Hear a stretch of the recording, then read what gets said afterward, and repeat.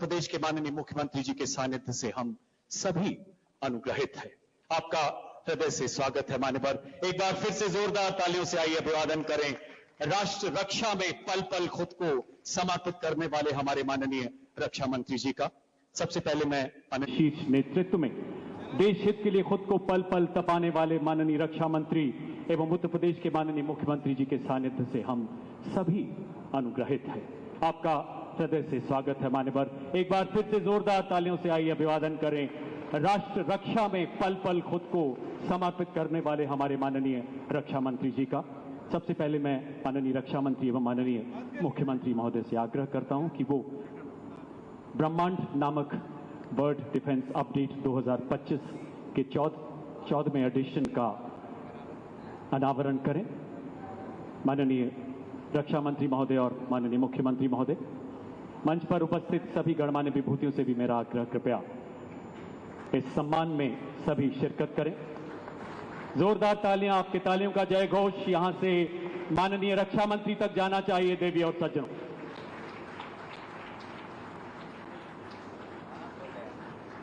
यह बताना चाहूंगा एक ऐसी मैगजीन है जो पूरे विश्व की सभी मिलिट्रीज के बारे में विस्तृत जानकारी देती है।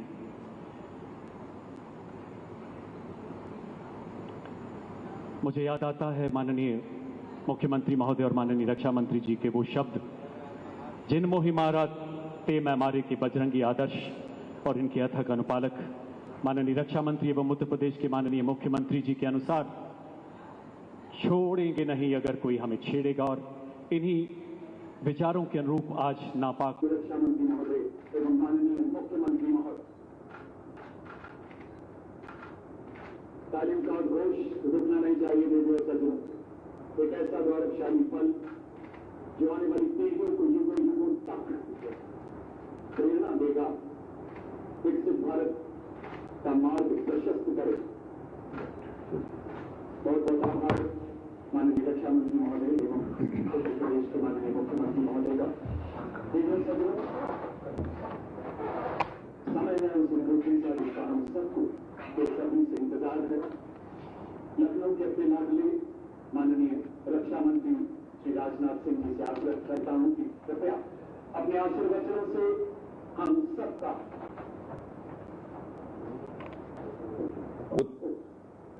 उत्तर प्रदेश के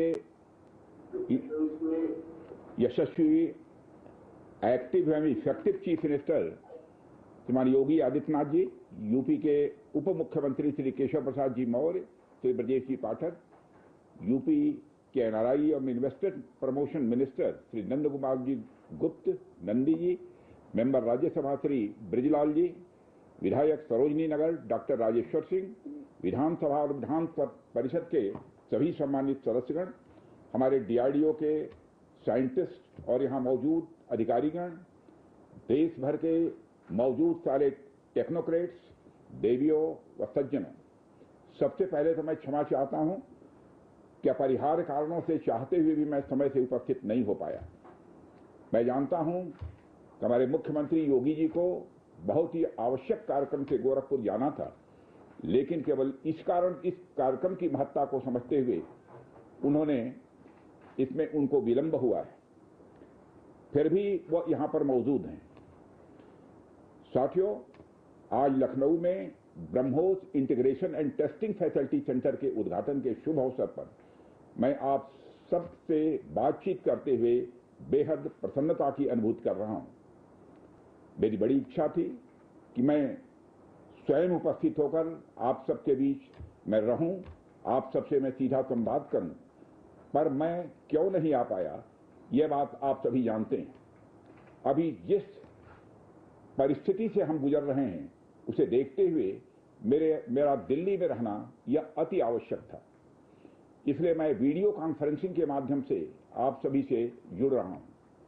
मैं भले ही आपके बीच नहीं आया, लेकिन अपने उत्साह के माध्यम से आप मुझ तक जरूर पहुंच गए हैं। यह अपने आप में एक संदेश है कि चाहे हम किसी भी परिस्थिति में रहें, यह देश चलता रहेगा और हमारा काम नहीं रुकेगा। किसी भी स्थिति में हमारा संवाद नहीं टूटेगा।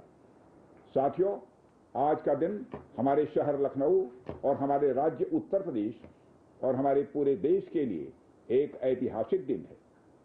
आज का दिन मैं समझता हूं उस शक्ति की आराधना का दिन है जो हमारी सेनाओं को संबल प्रदान करती है, जो हमारी सेनाओं में निहित होकर दुश्मन पर कहर बरसाती है।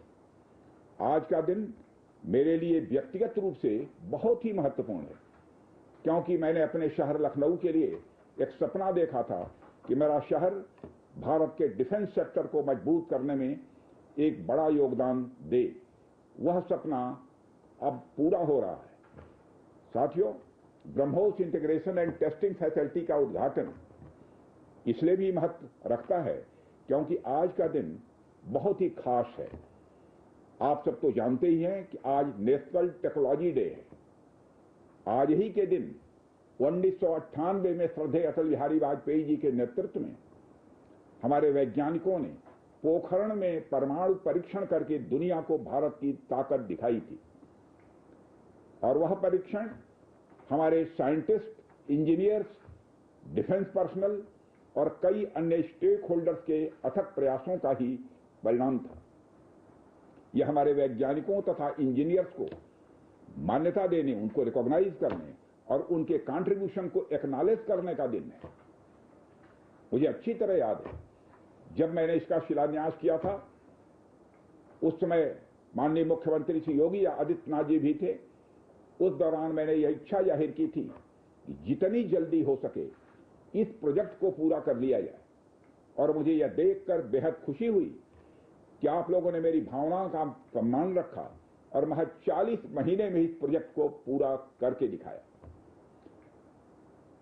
आज हमारे आसपास जैसी परिस्थितियां हैं, उसे देखते हुए ये बेहद जरूरी हो जाता है कि हम अपने लक्ष्यों को ऐसे ही समयबद्ध तरीके से पूरा करते रहें। इस मौके पर मैं उत्तर प्रदेश के माननीय मुख्यमंत्री श्री योगी आदित्यनाथ जी का विशेष आभार प्रकट करता हूं। यदि इतने कम समय में ब्रह्मोस की इंटीग्रेशन एंड टेस्टिंग फैसिलिटी की स्थापना हो सकी, तो इसके पीछे योगी जी का बहुत बड़ा योगदान है। मैं डीआरडीओ, हमारे वैज्ञानिक, हमारे इंजीनियर्स और इस प्रोजेक्ट से जुड़े हर व्यक्ति और संस्था को मैं हृदय से बधाई देता हूं। आप लोगों ने दिन रात मेहनत करके इस इंटीग्रेशन एंड टेस्टिंग फैसिलिटी को खड़ा किया है। देश भर के वैज्ञानिक, इंजीनियर्स और युवाओं का योगदान हमें इस फैसिलिटी सेंटर में देखने को मिलेगा। मैं आपकी मेहनत और लगन को नमन करता हूं। साथियों, हमारी सरकार जब उत्तर प्रदेश में डिफेंस कॉरिडोर के विजन को लेकर आगे बढ़ी थी, तो उस समय हमारे सामने अनेक बड़े लक्ष्य थे। उन तमाम लक्ष्यों में से हमारा एक उद्देश्य यह भी था कि हम उत्तर प्रदेश को एक बार फिर देश के प्रोडक्शन सेंटर के रूप में डेवलप करें। यूपी डिफेंस कॉरिडोर लखनऊ सहित कानपुर, झांसी, चित्रकूट, आगरा और अलीगढ़ से होकर गुजरता है और ये सभी नोड्स आने वाले समय में विकास के नए केंद्र बनकर उभरेंगे। साथियों, एक उदाहरण मैं आपके सामने रखूं तो आप में से बहुत लोगों को पता होगा कि एक समय कानपुर और आसपास का क्षेत्र प्रोडक्ट्स की मैन्युफैक्चरिंग के लिए जाना जाता था।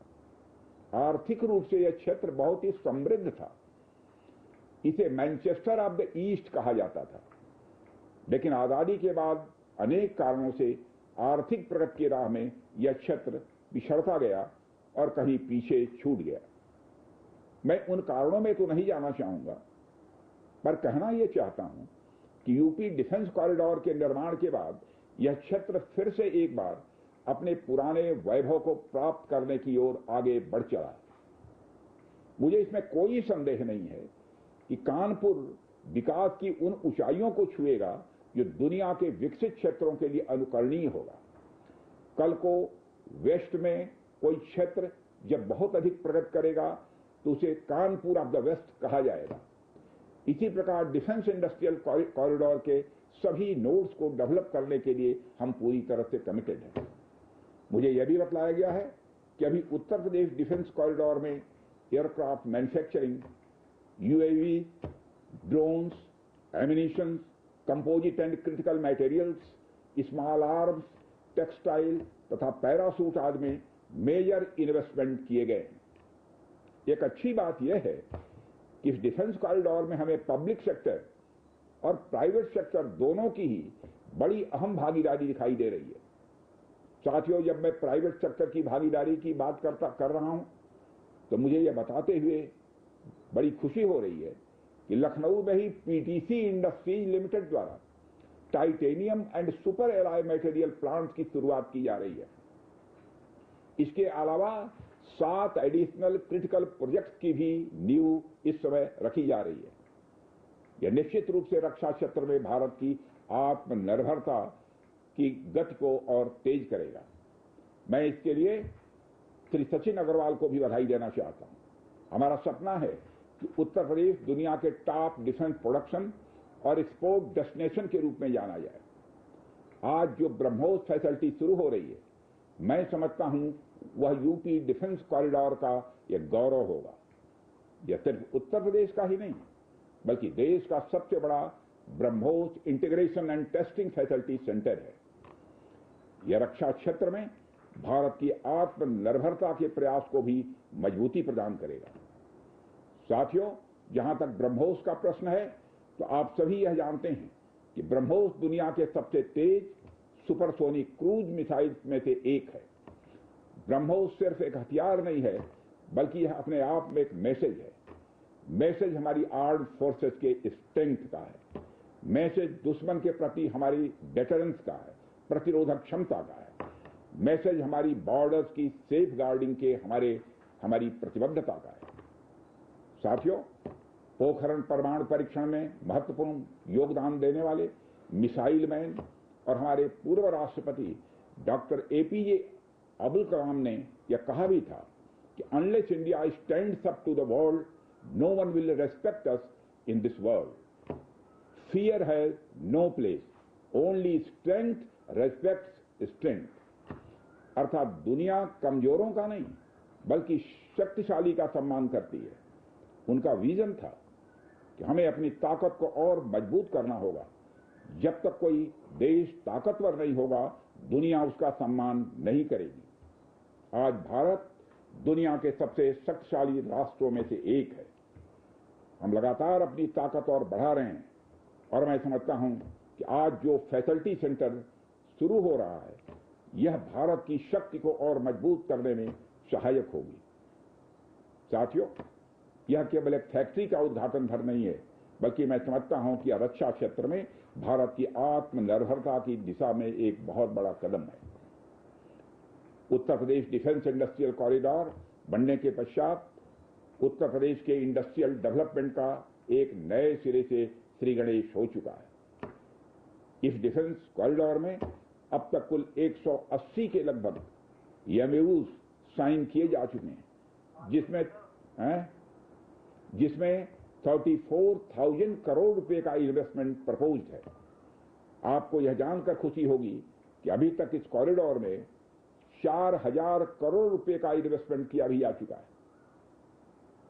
साथियों, टेक्नोलॉजी डे के दिन इस हाई टेक्नोलॉजी प्लेटफॉर्म फैसिलिटी को इनागुरेट करना अपने आप में एक लैंडमार्क डे है, परंतु इसके साथ साथ यह भारत की नई इनोवेटिव एनर्जी को भी दिखाता है, जिसको हमने पिछले कुछ सालों में गति देने का प्रयास किया है।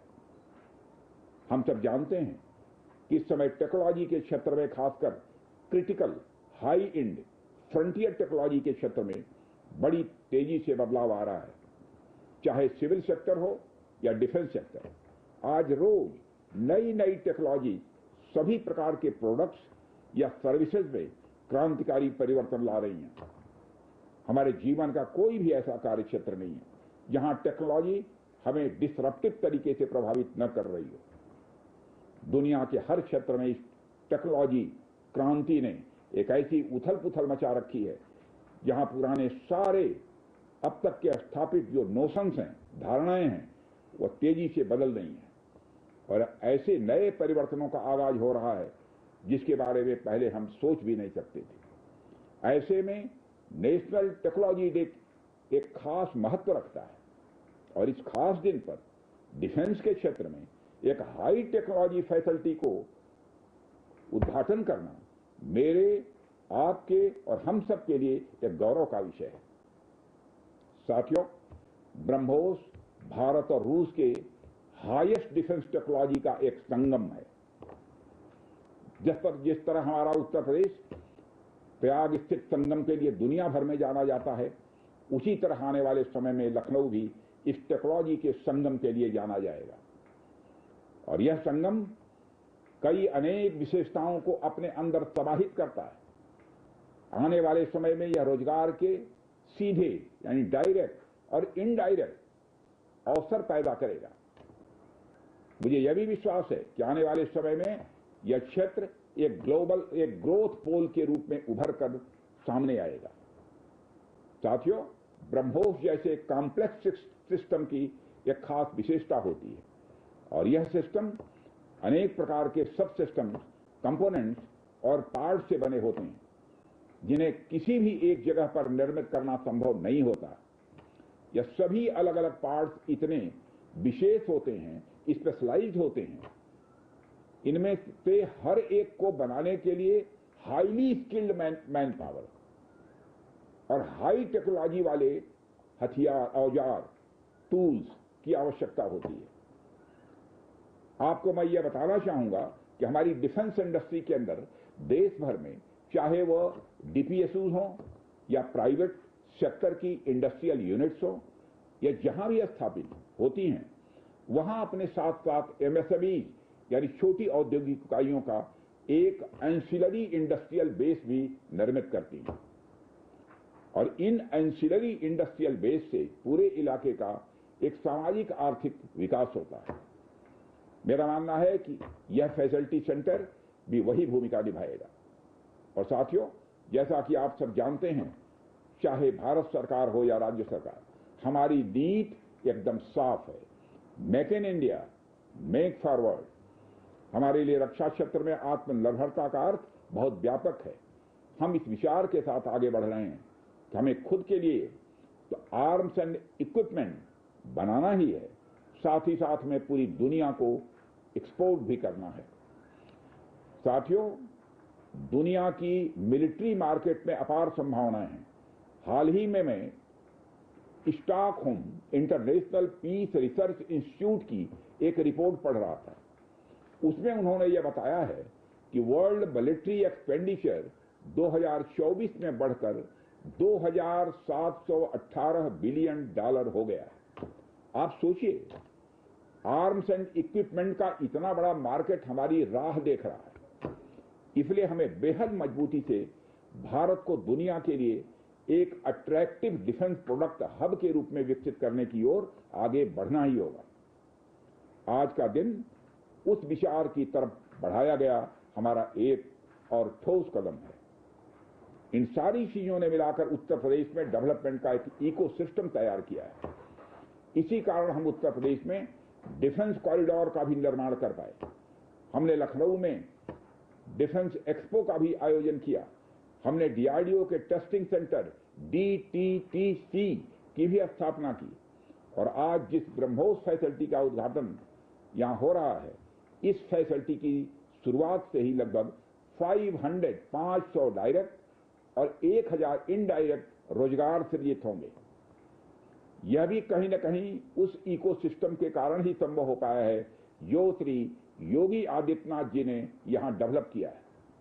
यानी हमारी डबल इंजन की सरकार उत्तर प्रदेश में खेल से लेकर खेत तक, कल्चर से लेकर कनेक्टिविटी तक, पुलिस से लेकर पॉलिसी तक और टेक्नोलॉजी से लेकर टूरिज्म तक हर क्षेत्र में विकास कर रही है।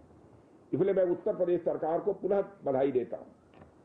हर तरीके से उत्तर प्रदेश और भारत के डेवलपमेंट को लेकर हमारा संकल्प, हमारा समर्पण और हमारी प्रतिबद्धता और भी मजबूत होती जा रही है। साथियों, 11 मई को पोखरण से जो आत्मविश्वास प्रारंभ हुआ था, आज लखनऊ में वह और मजबूत हो रहा है।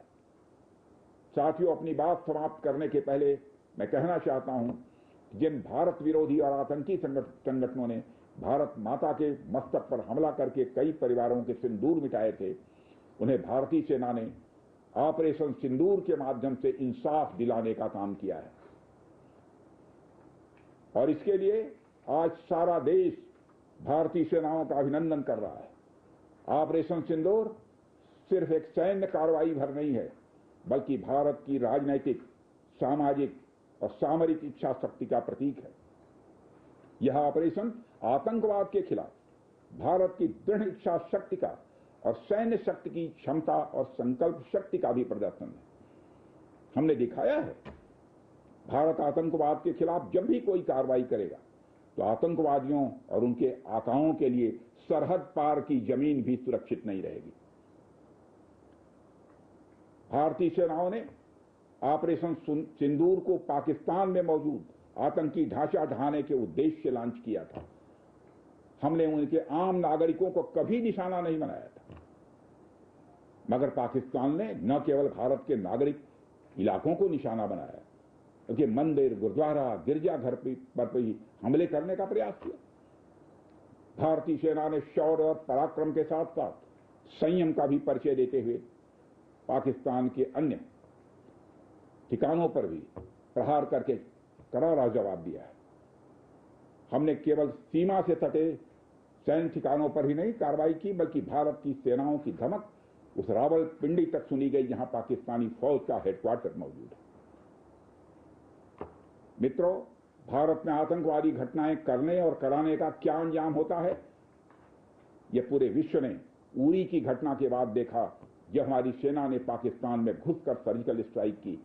पुलवामा के बाद देखा, जब बालाकोट पर एयर स्ट्राइक की गई, और अब पहलगाम की घटना के बाद दुनिया देख रही है कि जब भारत ने पाकिस्तान के भीतर घुसकर मल्टीपल स्ट्राइक्स की हैं।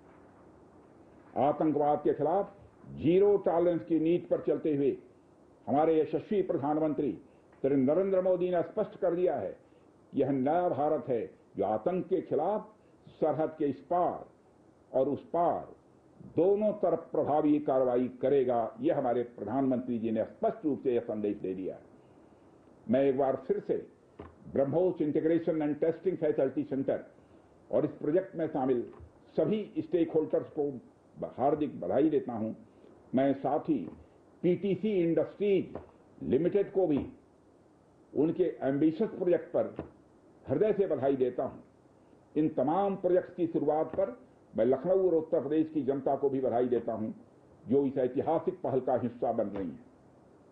अंत में मैं आप सभी का आभार प्रकट करते हुए अपनी बात को समाप्त करना चाहता हूं, और आप सभी से मैं खेद भी व्यक्त करता हूं कि निर्धारित समय पर मैं इस कार्यक्रम में उपस्थित नहीं हो सका, लेकिन देर आया दुरुस्त आया। आप सबको बहुत बहुत धन्यवाद। जय हिंद।